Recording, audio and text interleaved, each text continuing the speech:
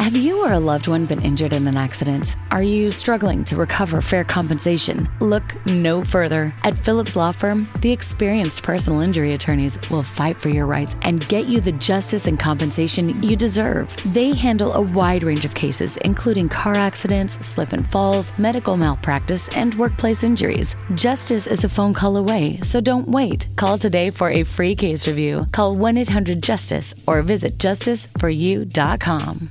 Look around. You can find cars like these on AutoTrader. New cars, used cars, electric cars, maybe even flying cars. Okay, no flying cars, but as soon as they get invented, they'll be on AutoTrader. Just you wait. AutoTrader. Now, the greatest story never told with Miles and Thrill. 75! Wow. That's a big number on the podcast world, isn't it? It is. Man, we hit a milestone there. Very cool. Thank you for joining us for the Greatest Story Never Told podcast. 75. You know, we actually, we were talking to one of our big bosses earlier today, and he brought up this very podcast. Said, you guys have been doing it for a while now. You must be just making up stories because you're running out of them. And we said, we're not making up any of our stories, but we now have to be exceptionally selective about the stories we tell because of timelines, and we don't want to incriminate Ryan Castle. That's exactly right. That's what we really told all him. it comes down to. Yeah. So we're just trying to do our best not to get anybody in trouble on this damn thing. Let's see. We don't have a sponsor today for our Greatest Story Never Told podcast, but if you please would make a donation to one of the 3 local Fisher houses in the Pacific Northwest, we will make you the unofficial sponsor. Whatever you're plugging there, you got a chicken dinner going on at the VFD, you're slinging hot dogs out of a truck, you got a podcast, you're on a YouTube channel, we don't care.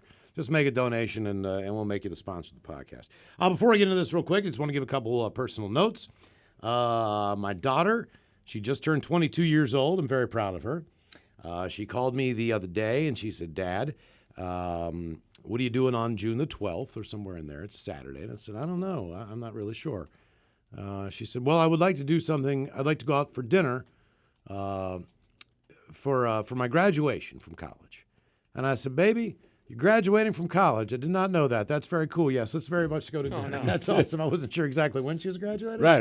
But I'm very proud of her that she's graduating. She's very excited. She was initially going to go down to Mexico, possibly, and teach for a little while. But lo and behold, her first choice that she put down, which was to go to Thailand, ended up coming through. So as soon as she graduates, my kid's going to get on a plane and go over and teach in Thailand for 3 months, 6 months, maybe a year, maybe longer. Okay. We don't know yet, but that's pretty cool news there. My other daughter's in Colombia, and I don't know what the she's doing down there. She's been down there for like a week, and I'm scared to death that something's going wrong with her. Your kid's doing all right? Everybody's good at home? Yeah, they're great. Cool. All right, let's see here. As far as the podcast goes today, we've had a couple of emails, people who have been saying, hey, we are just curious about how certain things came on the show. You know, sound effects, different things. How did you come up with these different ideas? A lot of the sound effects just kind of fell into our lap based on events that happened, whether it was a Vince Neil interview. We should probably play that Vince Neil interview. A script is a story. It's not a storybook. But the thing about playing a Vince Neil interview, it's not even a good interview. No, you would literally just listen to it and see what a he is. You know, nothing we did not set him up to look bad. The guy is just a raging, flaming asshole, and he has no control over it. Right. To the point, he doesn't even make you mad. Like, Aaron Lewis made us mad because before we did the interview, we were having a normal conversation, and once we opened the mics, all of a sudden, he changed who he was. So it's like, suck a dick, right? But Vince Neil, he's just an asshole. I mean, you can't hate him. You're like, look, this is who he is. He's not being mean to you. He's being Vince. He is awake. Right. You have spoken to him. He has responded, and maybe it's off color, but he doesn't know any better. Mm-hmm. And apparently Ryan didn't quite know that as that interview was coming up. We had heard the rumors, and so Castle had announced to us, he goes, hey, man, got your great interview, Vince Neil, Motley Crue. And he's right in a certain respect. Yes, Vince Neil is part of this legendary band, but we had said, all fair, said, look, man, we hear this guy's a douche. Anyone else from the band would be much better than Vince Neil. Again, so we opened our show. We got Vince Neil coming up, and we're making all these inside jokes about what an is. And Castle, he was mad. Mm-hmm. Kicks the door open during the break and goes, do we have a problem? We said no. And then Castle lamented, hey, man, I put a lot of work to get that. We said, and he did. We said, we know. This is not about what you have done. It's about who you got. So we do the Vince Neil interview, At the end of the interview, we opened the studio door. Castle's office at this time is directly across from the studio. He's sitting at his desk. He looks directly at me, and he doesn't say it out loud. He just mouths the word, sorry. He said, don't worry about it, man. We were prepared. Right. We knew. And we still we're make firefighters, so we brought a hose. And, we knew what we were engaged in. In like 12-year-olds, whenever like a Motley Crue song comes on, we'll like Home Sweet Home Fries. We've got, a number of jokes that have to deal with Motley food. croutons. I think that was the first time I ever saw Castle get his hackles up, though. Oh, yeah. He's a pretty cool dude. He's like by the most nicest things. guy, but yeah, he was, and I got it. Right. He got it. But the whole thing is, Vince proved our theory for us. Yeah, and you brought up Aaron Lewis from Stain. This just happened to me this morning. I know it's stupid, but look, man, I got to drop a good dad joke for whenever I can. So I've got a couple friends. They work at they own a bar in Fremont, and they just put a new deck on the outside of the bar. It's really nice. Okay, but today they're out there staining the outside of the thing. It was bare wood or whatever. So I walk by and I stop and I'm looking at it and they're standing and I'm like, do you think if I stood out here and sang it's been a while that people would get it? Stained. You know what? I'm You get sorry. free- I'm going to sing that when I do my kids' Been a laundry. while. What are you doing, Just Dad? hold up their underwear. Stained. Okay, so today Got this the is Aaron kinda Lewis weird. underwear in the laundry. This is a lot of death talk, but we'll just get through it real quick here. Just to explain to you where something came from. By the way, it's the 4-year anniversary as we cut this of Chris Cornell's death today. And a little bit after that, if you'll remember in 2017, Chester Bennington, he passed away. He took his own life. He was obviously one of the lead singers in Linkin Park and did a brief stint with the Stone Temple Pilots. The reason being that Scott Weiland, he was not in a good spot at that point in time. Scott passed in 2015 in December. Now we had Chester Bennington, who had replaced him in Stone Temple Pilots on, along with Robert DeLeo, who was one of the founding guys in Stone Temple Pilots. He and his brother Dean is the guitarist, and Robert is the bassist. But both of those guys are Robert's a great guy. They're so normal, it was weird. When we talked to DeLeo, it's like you meet a guy who you got along with on an airplane.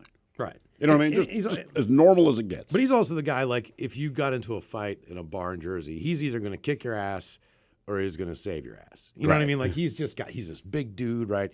But the nicest guy in the world. So, like we used to do a lot more Philly jokes and Jersey jokes and all this. We always talk about the fact that we, like slacks instead of pants. Like someone. Because in Jersey, the slacks. The slacks. You wear slacks. What kind of slack? I'm sizing you up, Mike. I think you're about 38, 32 slacks right now. Probably right in there. 38, 32. 38, 32. That is what I'm a guessing. fat, short dude. Yes, it is. No, but I think I'm pretty close. Sometimes at 36. It depends on the slacks. That's me, Steve. That's what I said it. So I got plaid slacks, I got tan slacks, Miles I got freaking brown nailed it, man. slacks, I got gray slacks, I got navy freaking slacks. Anyway, I believe this is the interview where we bring this up for the very first time. And we bring it up with Robert DeLeo because I don't think we're poking fun at him from being from Jersey. Yeah, we are. But Why else would we? If you say I'm from New Jersey and we start going slacks, we're making fun of you. Yeah, but it was great. And by the way, those two men, they ran out of the studio. I got a buddy named Jay, and Jay used to run a weed shop up in Fremont. Jay's a really good guy. He used to go to Pain in the Grass, The Gorge. He is a rock and roll guy, true and true. His favorite band, one of his favorite bands, Stone Temple Pilots. Like, they're in his top 3. Which is not that I'm not a Stone Temple Pilots fan. I just never have met anyone that was such a massive fan as he was. He wore the shirts and everything else. So we had a meet and greet down at the Paramount for a bunch of KISW listeners to go down with Stone Temple Pilots and do an air check. Jay was one of those guys. And at this point in time, Chester and Robert had left the studio. They went straight down to the Paramount. They got right on stage. They did their sound check. My buddy Jay said that Robert and Chester and all those guys, they sat on the end of the stage. They jumped down. They signed everybody's stuff. They took pictures with anyone. They talked for 45 minutes, an hour. So he's got all these pictures. They did what artists should do because the artists, and it doesn't matter who they are, it could be Prince, it could be Mike. You could talk about the top artists all the time, right? The Beatles. You ain't without fans. They're the reason you're successful. I mean, that's period. So you treat those people well. And as far as bands go that have replaced a lead singer, they couldn't have picked a better choice. As far as just somebody who could sing the songs, they had new material and everything else. So for episode number 75, as we celebrate 50 years here at KISW, let's go back in time. And Chester Bennington and Robert DeLeo of Stone Temple Pilots. Back in time. Time. Oh, buddy, look who it is. Chester Bennington and Robert DeLeo from the band known as Stone Temple Pilots. Guys, how are you? Here we are. Fantastic. Came up here to be on the show because you want to kick off your North American tour. This is very exciting for us. And the last time we mentioned we saw you guys was Dead by Sunrise, Chester, when you were in that project. Army of Anyone for you, Robert. Yes. Back in the day, and now you guys have gotten together and formed a project called Stone Temple Pilots. Super group. Yes. It leads us to believe that we're matchmakers. That's right. You know, having spoken to both of you in separate bands, obviously you come on this show, some kind of connection is made, and it's like, guys, let's do this. So we just want to say you're welcome. Well, before thank you say for thank you. for everything you guys have done for us. Yes, indeed. Yeah, absolutely. You guys would not be here. We play some Stone Temple Pilots on the radio station. I don't know if you know that or not. We played it for 20-some years, it seems like. You know, Well, thank you. Did you ever think that, and I know, Chester, you're just like we are, you're a fan of Stone Temple Pilots. Correct, yeah. And because most people join bands they don't like, Miles. right, exactly. You know, and then you were forced into this role. I never liked them, but it was a gig. I'm like, whatever. But I'll you- sing your crap. But you know all the songs. It's just like we did and everything else. Correct, And it's you know, I don't think at the time when all the bands came out at that point in time in the 90s and in the late 80s that you knew which bands were going to have that longevity and which were going to be around for that long of a time. Some did, some didn't. You know, when when Motley Crue came out or Rat came out, I'm like, Rat kicks ass.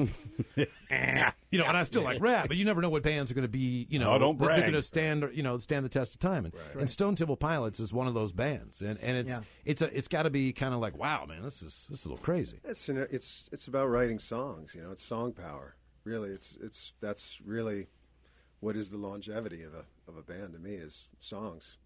And I mean, is that? I mean, how hard is it to write in sunny California? You know what I mean? As far as like trying, did you have to make yourself depressed? Well, I work really hard at screwing my life up as much as possible so I can have great inspiration. But I think that's why self-destructive people are so successful in music. I mean, 'cause, like, you can make millions and you can live in this great place, and instead of sounding like the Beach Boys, like, if you're just a hot mess, man, but you're artistic, like, probably going to kick ass for a while. But Chester, your medical file here reads like Well, hold on. Do you have like War and Peace? Do you need some help lifting Let's see. Oh, I like this one. Here you go. Chester Bennington. Bennington has suffered various medical issues. Yes. He suffered a severe bite Correct. Bite from a recluse spider. Yeah. Well, what touring happened? with odds. Bit on the ass. You got bit on the ass by a recluse spider. Yeah. What kind of kinky sex are you into? I mean, dude, I'm into all sorts of things. You know what I mean? I've done some crazy stuff that I don't even remember. You know, and but anyways, I was on tour. It was like one of our first tours. I think it was maybe Ozfest or something. But I got bit by something. It wasn't really itchy or whatever. Were you sleeping or were you? Yeah. I woke up. And Oh, that's the worst. I had like a little bump on my back, and then I didn't really think of it. I'm like, I'm the type of person that like has enough willpower not to scratch the bug bite. Really? I'm like, yeah. You listened like to a your gut- mother with a chicken pox. Hey, once you've had a reaction to penicillin like I did, a bug bite is nothing. You're just like, I can get through. Did you this. think it was like But an this is ingrown a hair on brown your ass, recluse maybe, spider, or- Yeah, man. so I had no A idea. So like a large week zit? later, Goddamn Superman over here. It's a brown a recluse week spider. later, I'm like running into walls, and like I can't. But I won't scratch have no my depth ass. Perception. What do you mean you're going loopy? Meaning, like, I don't have depth perception, so I think something's in one place, but it's actually in another. So I'm like walking into walls. I'm like So you're holding your wrist when you go pee losing and my stuff. concentration and like dropping out of frames of continued frames of thought. But you have no So idea you'll why. do that, but you won't scratch a bug bite. And then, yeah. So I was like, this is weird. I think I need to see a doctor. And then I realized that, in the shower over the course of the week that this thing was getting bigger on my back. And then it eventually was about a week later, it was oozing and black. And Oh, Yeah, no. that's called flesh-eating disease. Oh, Well, God. then what do they do to get rid of it, man? I mean, They put me on some crazy course of antibiotics and said, cross your fingers and hope that this doesn't get worse. Oh, I was like when the doctor says cross your No, fingers. it gets worse. In the summer of 2003, it says Bennington began to suffer from extreme abdominal pain and gastrointestinal issues Yes, while in Prague. correct. What was it? It ends up- Ceviche gone wrong? No, it ends up that I ended up needing surgery on my stomach because it had herniated up into my esophagus, and so I wasn't able to keep anything down, and so I was like vomiting. So I didn't have to eat the Oh, my frog. God. So you Vomiting couldn't a keep lot. anything down at all because your esophagus Yeah, was it's blocked. like I'd be on stage and I'd drink some water and then I'd be running around and I'd do like my little full body headbang and everything, the water would fly out. People had to love that. It was gross. I mean, Front dude, it was row, like, man. I kept Chester thinking that kid Bennington barfed on me 6 times. That kid probably thinks that was sweat, and that was like me. Literally, that was the water I just drank flying out of my. There's some kid out there who's like, Chester Bennington puked on me. Yeah, a lot. I didn't wash my hand in 3 years. Since 2003, I have not been able to burp or vomit. There's more. Bennington What? then sustained. Wait, that can't be true. It's true. You can't You burp can't or vomit. burp or vomit? Nope. So Is that because that's they like a tightened rat, their man. esophagus? They like- turned me into Captain Flatulence. So Okay. Everyone has separate buses. Let's see. Then we move on here. Bennington sustained a wrist injury October 2007 while attempting to jump off a platform during a show in Melbourne, Australia at Rod Laver Arena. How ironic. That's right. How high was the riser? It was about 4 feet or so, a little over 4 feet tall. I was running up. Usually I time my jumps off the stuff. So I always like to jump off the top of this riser right at the beginning of paper cut, land on the one, bam, you know. And so this time I mistimed my steps, came up a step short, and went to do the jump off the top step, and my shoe, the toe of my right foot caught the lip of the step. So I go to jump, stop, go Bam. straight down, break my Bam. arm. did you know instantly that, oh, man, this is going to suck? Pretty much when I looked over and my head going down was looking Mike in the eye, I said, I think I'm a little high. Yeah. Robert, you'll be This happy is to gonna know this is a long way down. he So, yeah. continued the show anyway. So if anything I happens finished on the the tour, show. he keeps on playing. He'll be sitting down playing. I did. I finished the show. Let's see here. And then you just you've got a badass hoop game apparently, as you completely destroyed your ankle just a couple months ago in a game of basketball. Yep. I mean, shattered it. I mean, completely messed the thing up, right? It was I didn't shatter I broke the ankle, moved a bunch of bones around, and tore all the ligaments holding my ankle and my foot together. So You're I a had disaster. Surgery. I have like pins and hardware in there now. And, Unbelievable. Has it always I did the been show that that way, night. man? I did do the show. Did you come that out night. on one of those roller scooters? I with your did. leg? I had a no, roller you scooter. did not. I did. I had crutches and a roller scooter, and I'm telling you, man, that sucked ass. Maybe a Segway. Maybe you should go to the stand-up Dude, I Segway wish- so it looks like you're moving more. Man. You know what I mean? Bedazzle I it. needed like levitating pills or something. I need someone to make like a magic rug or something. That's what I needed. How do you guys feel about going out on tour? Obviously, you guys have done various shows and shorter tours or whatever. But how excited are you guys to get out there and just get underway and let everybody see Stone Temple Pilots and what you guys are doing now? And how exciting is that? Really exciting. Feels great. Really great.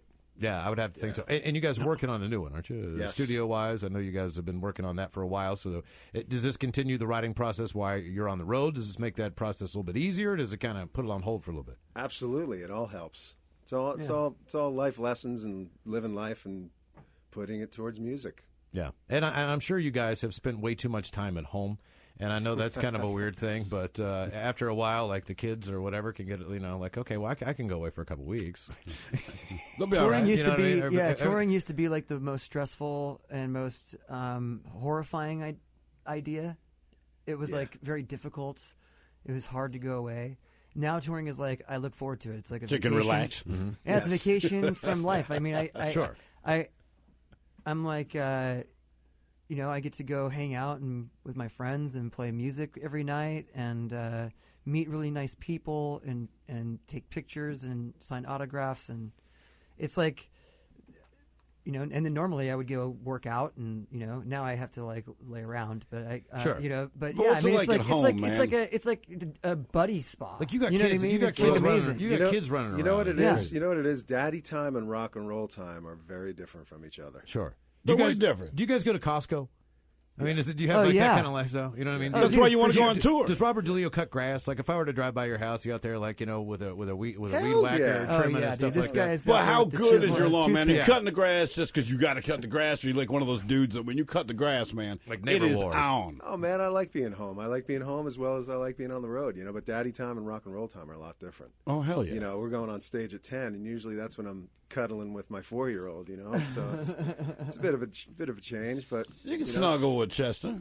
Yeah, we can. Sorry, take man, it. give each other a little snuggle before you hit the stage. I'm a Right, horrible right. cuddler. Robert, where do you live? I know you live in Arizona? Dude, Chester? I'd cuddle you. I'm a bad cuddler. I'm a That's good not hugger, you. though. I'll hug you, but I'm not going to cuddle. We're Live in not spooning. California, but originally from New Jersey. Okay, so you Hey, grew up in New yeah, Jersey. Get Jersey. out of here. Yeah, go to New Welcome Jersey. to the show. I was just talking to somebody because there was a department store when we were little. It was called Two Guys. Two guys. Did you have two guys? No. Yeah, we're just thinking like two guys. Two guys. Like, That's what? the name of the department store? That was the name of a We'll department store. negotiate every price. We got no price. You go down there, you talk to two guys, they gonna put you in a suit. There's like a new hoagie place that's big in L.A. right now. Like, come get your hoagie or something. I can't remember what it's called. Get your grinder right here or whatever. Stone Temple Pilots tonight at Two guys. God two damn, guys, dude. 2 pieces of bread. I mean, Yeah, we were going to change the name of the band to Four Guys. Yeah, four guys. Well, four guys. How about fellas? Does the fellas Yeah, fellas. sound better?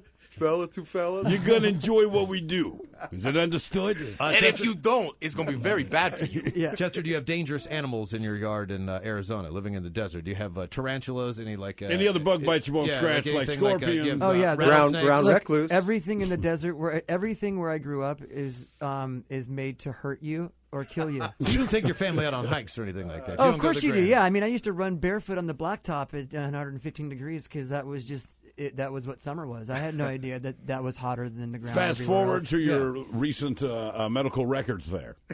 Oh, yeah, 115 degrees, I'd run barefoot. Won't yeah. scratch a spider bite. I I, mean, almost died. I grew up crashing motorcycles into trees in the desert. I mean, that was what I grew up on, riding BMX bikes and skateboarding. Like all I did was leave my house first thing in the morning, go out in the desert, run around for 8 hours, and then come home all dirty and crazy and sweaty. It's a miracle you're alive, Chester. really is. I mean, honestly, Just as I listen to but this. but everything out there is meant to kill you, or survive. So, Well, yeah, it's the desert, man. yeah, it's extremely difficult to kill the things that are from the desert, which is why I keep coming back from all these injuries.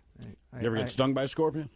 Thankfully, no. No. All No. right. But pretty much everybody I know has.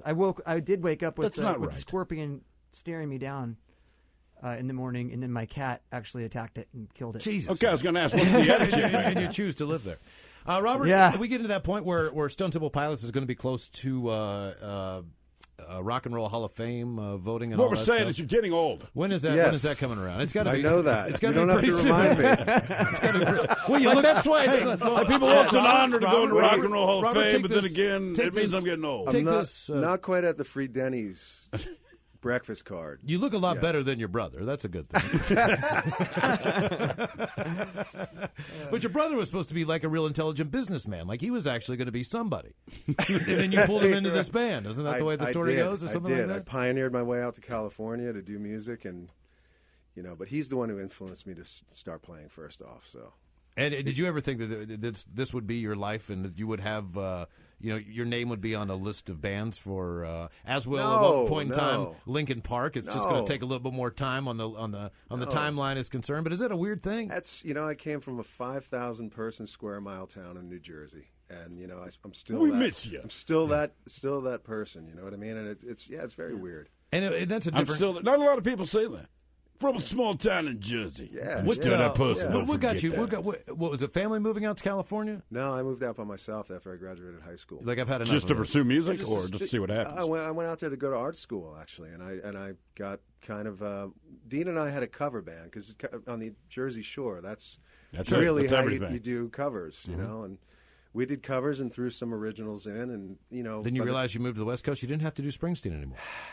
yeah, it's Nobody just knew who fun- Nils Lofgren was. Right. Nils and Bruce would come watch us play at the Get outta Stone here. Pony on Monday nights because there was no one else there. So, That's crazy. Yeah, That is. I was in high school. I was playing bars when I was 16, 17, and I had 30-year-old women coming up to me, and I was like, "Wow, How was this that, is man? fun." Well, I was like, holding an instrument is kind of cool, Eskimo brother. Get out. Chester, is there a difference between the Stone Temple Pilot crowd and the Lincoln Park crowd? Is there anything that you can look out on stage? Is there any difference one way or another? Either group's sweatier, Yeah, dresses you know what I mean? better. Cannot There's less mosh believe pits. he's wearing that. There are definitely fewer mosh pits. Okay. Yeah, You I know can see that. the thing about STP is it's much sexier. I think musically it kind Well, of it was. Linkin Park is pretty much pure anger. Because your wrist and your ankle. Yeah, it's like anger, sadness, and spider then, bite on the butt will probably. I did not scratch my ass for over 7 days. That's a great song, right? Walking into walls. Yeah, exactly. I mean, you're pretty much that's about right. Yeah. But no, seriously, it's I think for every musician, when I wanted to be on Broadway when I was a kid. Like when my dream was like being on Broadway and playing like these crazy character roles. I was the guy in all the plays that had like 5 or 6 parts. I had to change characters all the time. I had to sing in different voices. Sometimes I had to be 2 characters in one scene. It was crazy. So there's a lot more of that now for you for Stone Temple Pilots. It's fun, and so I think that's where I found my voice. I mean, I always sang as a kid. I always kind of sang the songs, and I figured that was what everybody did. And well, everybody does it. It's just who does it well. And then so when it was like time to get into high school, and people were like interested in music, and people around me were kind of interested in arts, and when kids were like, "Man, I wish I knew someone who could sing," I was like, "I can do that," and it just kind of all of a sudden. Creating music and playing it in front of people felt like that was what I was supposed to do. And from that point on, I mean, I made my first record when I was 16. I've been making records ever since. I've been playing gigs since I was 14 years old. And I think I touched my first boob when I was 14. I mean, dude, that's what we do. And so like for us, that's still what we do. I mean, we're in Robert's basement making music. Recording it ourselves, writing it ourselves. We rehearse there. Up until this last rehearsal, we borrowed his wife's PA. Nice. I'm glad you know somebody. And it's fun. It's funny because it works really great for us because it's very intimate and small, and it reminds us all the time of like why we love doing what we do, and I don't see that changing, regardless of the success of the band. Whether we become really big and make lots of money or whatever, it doesn't matter. Well, no one's heard of Stone Temple Pilots. Well, but I'm saying like that's an uphill battle. But I'm saying like I am not Scott, and I am a new singer in the band, and I am in another band, and that there are people who come to the shows who are skeptical and they wonder what they're going to see, and they leave and they're converted and they like what's happening and they see us all having a great time and we enjoy. Kind of get to show the people that tonight. Hey, don't worry about it. When I leave work tonight, I'll be dressed as a woman. It's the same thing, and it's like, look, it's a change. It's not what you expected, and in the end, they enjoy it. But this is it. This is the time where you're going to get the reviews. This is when people are going to come out and see you guys, and there'll be anticipation about the album, and it'll be one of those things where if there was any questions, they'll be answered when you guys get out there and do your thing. Right? We've been out there. We played a bunch of shows together so far, and anybody can go online and watch, and see what we do, and they'll know what they're going to see tonight. And we're very pleased with the way we are, with the way things go when we play live. I mean, it just feels really good. There's a lot of energy, and you have to be recharged, Robert. Super fun, yeah, absolutely. I know you've gone through a number of years of ups and downs on the professional level as well, just as far as what's going to happen, what doesn't happen, what's going to happen. Sure. Can we get this what crap was said was out? happen, what said was not happen, what might happen if you said it's going to happen. Well, that didn't happen. And trying and reaching out and all that crap, and then the legal system and all that weirdness. And now here you are, and you've got one of the best possible scenario, and I would have to think the writing, the creative is better, and everything is kind of everybody on the same page, and you guys are juiced. And it's not just a musical thing, it's a quality of life, and I think the quality of life is we're moving on. Yeah, without question. And I'm sure that if there's any doubters out there, that this tour will take care of them. How long is this tour scheduled to be, by the way? Like, you guys are starting tonight. Is it you guys are gone for the next 12 and a half years, or what are you saying? No, this tour is going to be a few weeks long. This leg of this tour, and then there's like some. We're going to finish recording the record, and there's some festival dates that Linkin Park is doing, as well as STP, kind of over the next few months. Ooh, if you guys play them together, just saying. You guys had played together. Ahead. Didn't you guys play a festival back in the day a while? Yeah, we played the Family Values tour That's together. exactly right. They actually, I would watch the show every night, and then one night, out of nowhere, with no discussion whatsoever, I was grabbed on the side of the stage, and the microphone was put in my hand, and put in front of everybody, and it was like, I guess I'm singing the song. I hope I know the words. I'm a melody guy. What was the song? Do you remember? I think it was. I like the song that Robert wrote about masturbation, the Vaseline song. I think it was. Or the Bobbitt song, Half the Man I Used to Be. Yeah. That timed out. Touching tribute. Remember that song came out and Lorena Bobbitt chopped off her husband's penis? Well, the one song instantly became same time. I don't know if you ever really correlated that together, but it really happened that way. You know, sometimes things that happen in the universe are meant to happen. Right. He's half the man he used to be. It's amazing, yeah. It really is. Stone Temple Pilots soundtrack to his life, That's fellas. exactly right. At the Paramount, Chester Bennington, Robert DeLeo, thank you guys so much for stopping by. Great to see you guys again, man. Cheers. And Thank you best so of luck much. on everything. Hopefully, if you stop back by in Seattle, we can see you again. For sure. so Thank much. you. You've been listening to The Greatest Story Never Told with Miles and Thrill on radio.com.